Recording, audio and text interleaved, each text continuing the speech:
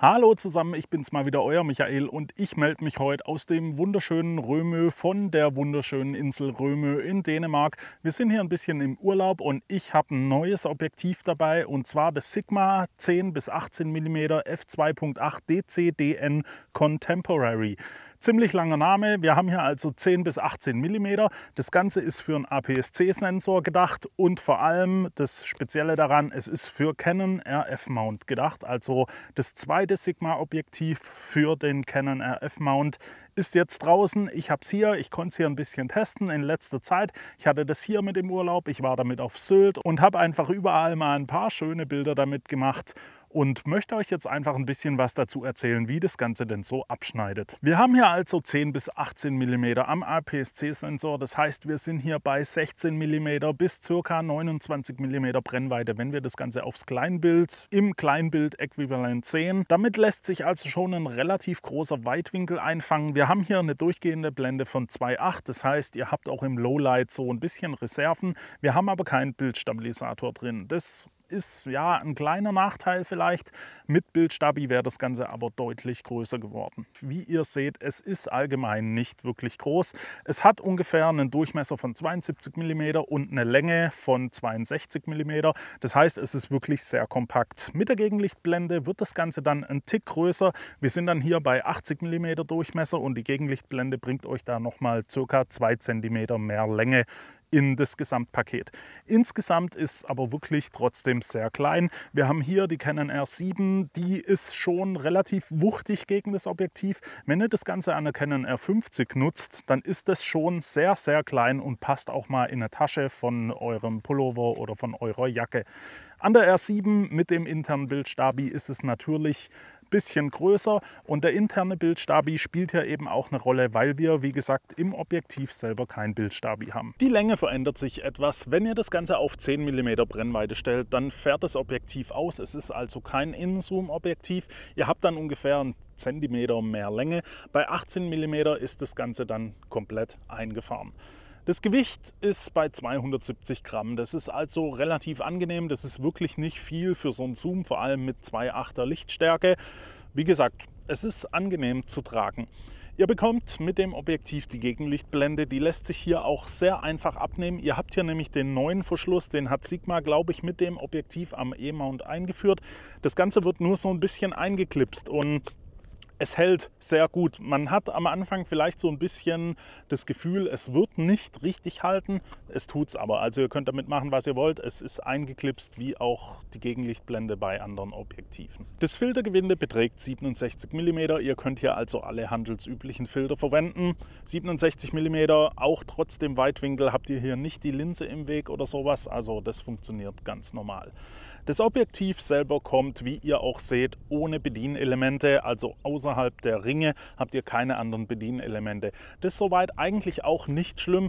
Ich hätte mir nur einen AF-MF-Schalter, also einen Schalter zum Umschalten vom Autofokus-Modus, ja, gewünscht, weil ihr müsst das Ganze einfach über die Kamera einstellen. Und das ist bei der R7 kein Problem. Da habt ihr hier vorne den Umschalter. Bei einer R50, die hat, glaube ich, den Umschalter nicht. Und da müsst ihr dann immer über das Kameramenü gehen. Beim Zoom-Ring habt ihr keine 45 Grad, die ihr hier verstellen müsst, um von 10 auf 18 mm und auch wieder zurückzukommen. Der Ring an sich lässt sich auch sehr gut bewegen. Also er liegt gut in der Hand und vom Zoom-Gefühl ist es in Ordnung. Ein kleines bisschen nervt mich, dass der Ring hier direkt vorne dran ist und ihr da so ein bisschen an die Gegenlichtblende stoßt. Also wenn ihr wie ich relativ dicke Finger habt, dann kann es sein, dass ihr beim Drehen immer so ein bisschen dagegen stoßt. Ist natürlich der Kompaktheit geschuldet und soll jetzt auch kein Meckern sein. Es ist mir eben nur aufgefallen. Der Fokusring ist Focus by Wire. Also ihr habt hier echt einen elektronischen Fokusring. Das haben so ziemlich alle neuen Objektive. Aber auch hier, das manuelle Fokussieren funktioniert sehr gut. Ich bin damit zufrieden. Jetzt ist es natürlich auch so, ich nutze den Ring eigentlich selten zum manuellen Fokussieren, weil der Autofokus natürlich auch sehr gut ist. Aber wie gesagt, der Ring an sich lässt sich auch toll nutzen, sage ich mal, obwohl es elektronisch ist. Im Video lässt sich da gut der Fokus ziehen. Aber klar, es ist natürlich nie so direkt wie jetzt ein mechanischer Fokusring. Ansonsten, das Objektiv hat keine richtige Abdichtung. Ihr habt zwar am Bajonett hinten eine Gummidichtung, welche euch das Ganze zum Bajonett hin abdichtet. Ihr habt aber durch das, dass es eben kein Innenzoom ist, hier so ein bisschen die Problematik, dass da wahrscheinlich Feuchtigkeit eindringen kann. Bis zu einem gewissen Grad ist es geschützt. In starken Regen würde ich damit aber jetzt nicht unterwegs sein. Und das war jetzt natürlich viel Gerede über das Objektiv selber. Euch interessiert jetzt wahrscheinlich einfach die Bildqualität. Und da kommen wir jetzt dazu. Kommen wir erstmal zur Schärfe. In der Bildmitte bei Offenblende bekommt ihr schon eine sehr gute Schärfe. Also klar, ihr könnt da jetzt keine Festbrennweitenschärfe und vor allem keine Sigma Art Schärfe erwarten. Ich tue mal das Gras hier weg. Aber sie ist wirklich ausreichend. Wie ihr auch hier in den Bildern seht, ihr erkennt da wirklich jeden Stein. Das ist sehr gut. Also ich bin mit der Schärfe völlig zufrieden. Es gibt natürlich schärfere Objektive, aber ich sag's mal so, für einen Zoom-Objektiv in dem Preisbereich und dann natürlich bei 10 bis 18 mm, wo ihr mit der R7, ich glaube 33, 32 Megapixel dahinter habt, da ist die Schärfe auf jeden Fall da und wie gesagt, meiner Meinung nach völlig ausreichend. Ich würde das Objektiv also ohne Bedenken auch bei Offenblende verwenden, egal ob bei 10 mm oder bei 18 mm, das ist da alles kein Problem. Was ihr ein bisschen beachten müsst, bei Offenblende, also bei der Blende 2.8, die Ecken, die Kanten, aber vor allem die Ecken, die werden da einfach ein bisschen softer. Also ihr habt da lang nicht die Schärfe, welche ihr in der Mitte vom Bild erreicht. Das ist aber, ich sag mal, bei den meisten Objektiven so und das liegt ein bisschen an der Korrektur. Da kommen wir gleich noch dazu. Das Objektiv ist sehr kompakt und wird dadurch natürlich elektronisch korrigiert und da leiden auch die Ecken drunter. Und vor allem bei Offenblende sieht man das einfach. Jetzt ist es so, wenn ihr Landschaft fotografiert oder so, dann blendet man normalerweise ja immer ein bisschen ab und das ist dann auch hier so der Fall. Ich würde euch empfehlen, da mindestens auf F4 abzublenden, also ihr seid eine Stufe lichtschwächer so gesehen, habt dafür aber schon sehr viel mehr Schärfe in den Kanten. Ihr seht es auch hier in den Beispielen, zwischen Blende 2.8 und Blende 4 tut sich da schon ordentlich was und ich hätte dann null Bedenken, das Objektiv bei Blende 4 auch für Landschaftsfotos zu verwenden. Wenn ihr das Licht habt, könnt ihr aber auch auf Blende 5, 6 gehen. Wie gesagt, die Ecken sind einfach ein bisschen softer. Das ist bei 10 mm so, aber auch bei 18 mm. Wenn ihr dann ein bisschen abblendet auf Blende 4, dann gewinnt ihr natürlich auch in der Bildmitte noch Schärfe dazu. Also 2.8 ist schon scharf, aber Blende 4 ist da nochmal ein deutliches Stück schärfer. Klar, ihr habt hier die 2.8, aber wenn ihr die 2.8 nicht unbedingt braucht, dafür die volle Schärfe erreichen wollt, dann blendet mindestens auf Blende 4 ab. Wie gesagt, bei Landschaft blendet man ja sowieso immer ein bisschen ab. Ich hätte aber wirklich keine Bedenken, das Objektiv auch bei der Offenblende zu verwenden und auch eine Landschaft mit Blende 2.8, wenn ihr es unbedingt braucht, wenn es das Licht nicht anders zulässt, ist da wirklich kein Problem. Ihr solltet dann halt einfach nicht bei 200% euch die Kanten oder die Ecken genau anschauen wollen, weil wie gesagt, da wird es halt einfach ein Tick softer. Ansonsten bin ich mit der Bildqualität vom Objektiv sehr zufrieden. Also auch die Kontraste und die Farben kommen richtig toll rüber. Das funktioniert also wirklich sehr, sehr gut. Fürs Bokeh sind bei dem Objektiv 7 Blendenlamellen verantwortlich und ich sag's mal so, bei 10 mm, wenn ihr da jetzt nicht total nah am Motiv dran seid, dann habt ihr sowieso nicht mehr so viel von eurem Bokeh. Ihr habt da einfach nicht so die große Unschärfe. Das liegt einfach am großen Weitwinkel und eben dem APS-C-Format. Bei 18 mm und Blende 2.8 könnt ihr euch da schon so ein bisschen ein Bokeh hinzaubern und das sieht auch relativ gut aus. Also ich habe da jetzt keine Verwirbelungen oder sonst irgendwie was im Hintergrund entdeckt, was da irgendwie ein bisschen das Bokeh verunstalten sollte. Das ist wirklich relativ cremig und man kann schon damit gut arbeiten. Die Blende 2.8 bringt euch da natürlich einen Vorteil, wenn ihr einfach Lowlight-Situationen habt. Sei es jetzt im Abendlicht oder im Nachtlicht, wenn es einfach dunkel ist oder auch in Innenräumen. Da habt ihr mit einer Blende 2.8 einfach einen größeren Vorteil. Vergleichen wir das Ganze mal zu dem Canon 10 bis 18 mm, dann seid ihr da über eine Blende und zum Teil sogar 2 Blenden besser und das macht schon ein bisschen was aus. Jetzt ist es natürlich so, ich habe es ja schon erwähnt, das Objektiv hat kein Bildstabi. Jetzt sagen die einen, na, ich hätte gern lieber ein Bildstabi anstatt der größeren Blende. Es ist aber natürlich so, sobald ihr ein bisschen Bewegung im Bild habt, dann bringt euch der Bildstabi soweit einfach gar nichts, weil euer Motiv dann einfach nur verschwimmt. Mit einer größeren Blende habt ihr da den Vorteil, ihr habt kürzere Verschlusszeiten und könnt da die Motive einfach noch ein bisschen einfrieren. Ich bin also auch eher so der Fan, eher eine größere Blende anstatt dem Bildstabi, wenn es klein gehalten wird. Ich filme hier jetzt gerade mit dem DJI Osmo Pocket 3 und wie ihr vielleicht erkennen könnt oder ja auch schwerer erkennen könnt, wir haben hier gerade eine Gegenlichtsituation und das bringt mich natürlich zum Thema Gegenlicht bei dem Objektiv. Und da muss ich sagen, das Objektiv verhält sich eigentlich sehr gut im Gegenlicht. Also ich hatte in meinen ganzen Bildern, die ich jetzt damit gemacht habe, und wir hatten sehr viel Sonnenschein zum Glück, nicht wirklich Probleme mit Ghosting oder großen Flares oder sowas. Das kann das Objektiv wirklich sehr gut. Es kann damit einfach sehr gut umgehen. Ihr habt da in Situationen, wo ihr wirklich die Sonne komplett im Bild habt, jetzt keine größeren Kontrastverluste. Die habt ihr, wenn dann direkt an der Quelle von der Sonne, also wenn die Sonne im Bild ist, ihr könnt es hier mal anschauen, dann seht ihr da einfach ein bisschen den Kontrastabfall. Aber das bezieht sich wirklich nur in dem Bereich von der Sonne. Alles andere sieht wirklich sehr gut aus. Also wie gesagt, damit kann man sehr gut leben und das ist natürlich gerade im Weitwinkelbereich auch wichtig, weil da habt ihr die Sonne wohl schon öfters im Bild. Mit 7 Blendenlamellen sind theoretisch Blendensterne mit 14 Strahlen möglich. Das bekommt ihr auch hin, nur ist es eben so, ihr habt da nicht so harte Strahlen, wo ihr wirklich dann so einen richtig schönen Blendenstern habt. Das habt ihr mit dem Objektiv einfach nicht. Die Strahlen, die sind ein bisschen weicher, sie kommen auch nicht so richtig raus. Ihr seht es hier in den Beispielen. Ja, andere Objektive können das besser. Hier ist das Objektiv also nicht ganz so dafür geeignet. Wenn ihr wirklich schöne, saubere Blendensterne braucht, dann müsst ihr da wahrscheinlich zu einem anderen Objektiv greifen. Und auch beim Thema Autofokus ist das Objektiv wirklich sehr gut. Jetzt ist es natürlich so, bei 10 bis 18 mm habt ihr nicht unbedingt so die hohen Anforderungen an den Autofokus. Das liegt einfach daran, eure Schärfeebene ist so groß durch den Weitwinkel, dass der da einfach nicht so viel arbeiten muss. Aber wenn man sich das anguckt, wenn man schnell in die Nähe und auf die Ferne geht, dann ist auch hier der Autofokus völlig ausreichend und macht hier 0,0 Probleme. Es lässt sich also in der Theorie auch für schnelle Sachen verwenden, wenn ihr was findet, was ihr in dem Weitwinkel denn wirklich schnell und vor allem Autofokus fordernd fotografieren könnt. Die Serienbildgeschwindigkeit habe ich mit 31 fps gemessen. Das ist also wirklich sehr gut. Hier merkt man dann auch, das Objektiv begrenzt die Kamera einfach nicht. Ihr habt hier also die volle Geschwindigkeit von der Kamera, hier eben die R7. Da wird also nichts künstlich begrenzt. Kommen wir mal zur Verzeichnung und zur Vignettierung und da muss ich sagen, da wird schon ordentlich korrigiert. Also wenn wir uns da die RAW-Bilder anschauen, beginnen wir mal mit der Verzeichnung, dann sehen wir da schon eine deutliche, ich sag's mal, Tonnenform im Bild, vor allem eben bei den 10 mm.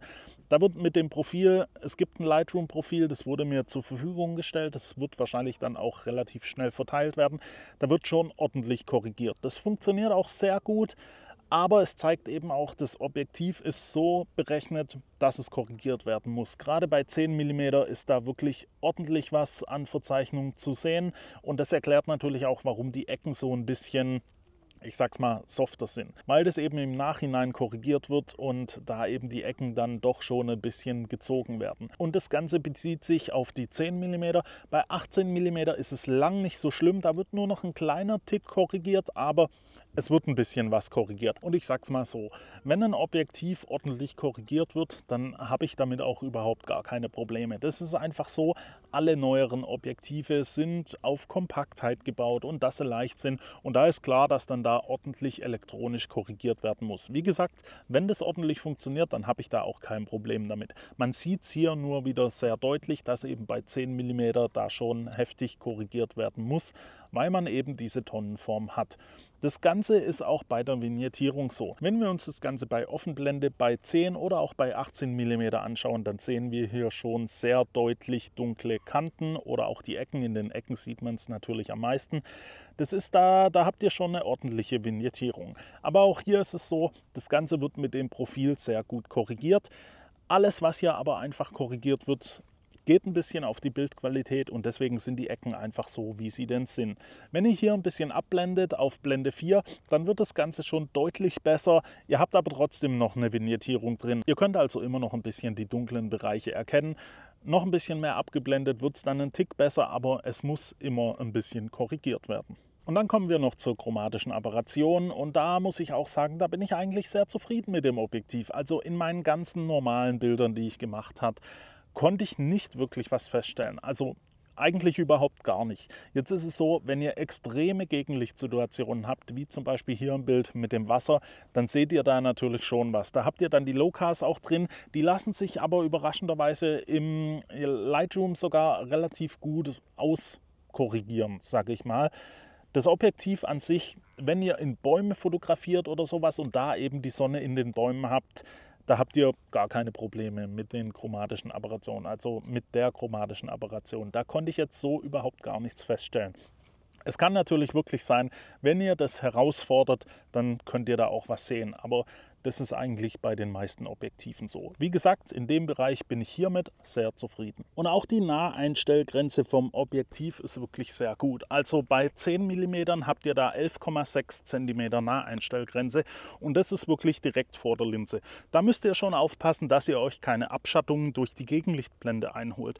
Bei 18 mm ist die Naheinstellgrenze ein bisschen größer, da seid ihr bei 19,1 cm. Da habt ihr dann natürlich auch wieder ein bisschen mehr Luft und könnt die Gegenlichtblende auch montiert lassen. Es ist aber natürlich kein Makroobjektiv, das muss man sich immer im Hinterkopf behalten und eben auch die 10 mm bei Weitwinkel geben euch da so ein bisschen, ja, eben ein weitwinkligeres Bild und ihr wollt zum Beispiel auf gar keinen Fall Menschen aus so einer Distanz aufnehmen. Und wie gesagt, ihr habt eben keinen Bildstabilisator im Objektiv verbaut. Das ist einerseits jetzt meiner Meinung nach nicht so ein schwieriges Thema, vor allem wenn ihr es eben an einer R7 benutzt, wo ihr einen IBIS, also einen intern verbauten Bildstabi habt. Andererseits ist es ein Thema, weil ihr könntet euch mit dem Objektiv und einer Canon R50 eine ziemlich coole Vlogging-Kamera aufbauen. Und da ist dann natürlich das Problem, da müsst ihr mit der elektronischen Stabilisierung arbeiten, weil die R50 natürlich keinen Bildstabi verbaut hat. Das ist ein bisschen schade, aber das funktioniert auch, ich sag's mal, relativ gut. Hier an der R7 hat man das Problem, wenn man damit vloggen will, klar, 10 mm bieten sich dafür ja an, ihr kriegt da relativ oder sehr viel aufs Bild. Es ist einfach so, ihr bekommt da wirklich dieses Ibis-Wobbeln, was man ja auch von anderen Kameras kennt und das ziemlich heftig. Also das müsst ihr halt im Hinterkopf behalten. Entweder ihr dürft euch nicht so arg bewegen oder ihr müsst das Ganze vielleicht auf dem Stativ abstellen. Auch im Videobereich macht das Objektiv eine sehr gute Figur. Ihr habt so gut wie kein Focus Breathing, was natürlich Sinn macht, wenn ihr öfters den Fokus verändern wollt. Was ihr vermeiden müsst, ist die Brennweite zu wechseln, während ihr Videos aufnehmt, weil da kommt es zu einer krassen, ja, Fehlfokussierung, sage ich mal. Der Fokus wird einfach komplett verstellt. Der passt sich zwar direkt danach gleich wieder an, weil der Fokus eben relativ schnell ist, aber es versaut euch natürlich diese Zoomfahrt. Wie gesagt, Focus Breathing kein Thema, aber verhindert bitte das Zoomen während der Aufnahme. Insgesamt passt das 10 bis 18 mm Sigma Objektiv natürlich perfekt mit dem 18 bis 50 mm 2.8 von Sigma zusammen. Ihr habt dafür APS-C einfach eine starke Kombi, wo ihr euch dann den Bereich von 10 bis 50 mm am Crop abdeckt. Ihr habt da also eine, ja, recht große Spannweite, die ihr da nutzen könnt. Das Ganze dann natürlich mit Blende 2.8. Meiner Meinung nach ist das die Kombi, welche ihr nehmen solltet, wenn ihr euch eben einen APS-C System aufbauen wollt. Am Objektiv selber stört mich soweit eigentlich nur der nicht vorhandene AF-MF-Umschalter. Ich habe jetzt hier die R7, da lässt sich das eben an der Kamera betätigen, da ist es also nicht so das Problem. Ansonsten macht das Objektiv wirklich sehr viel richtig und ich bin schon zufrieden damit. Das Ganze geht in den Verkauf am 26.09. Ihr bekommt es für 749 €. Das finde ich jetzt für ein 2.8er Zoom-Objektiv einen relativ fairen Preis. Klar, das Canon-Objektiv bekommt ihr für einen deutlich billigeren Preis, aber ihr habt da eben auch keine 2.8er Lichtstärke. Ich hoffe, das Video hat euch soweit gefallen. Wenn es denn so war, lasst mir doch ein Like da, abonniert den Kanal für weitere Videos. Wenn ihr Fragen oder Anregungen habt, könnt ihr diese gerne in die Kommentare unten reinstellen. Ein Dank geht nochmal an Sigma, welche mir das Objektiv zur Verfügung gestellt haben. Wie immer werde ich dafür aber nicht bezahlt und durfte meine Meinung natürlich frei äußern. Wir sehen uns beim nächsten Mal wieder. Bis dahin wünsche ich euch eine gute Zeit. Ciao.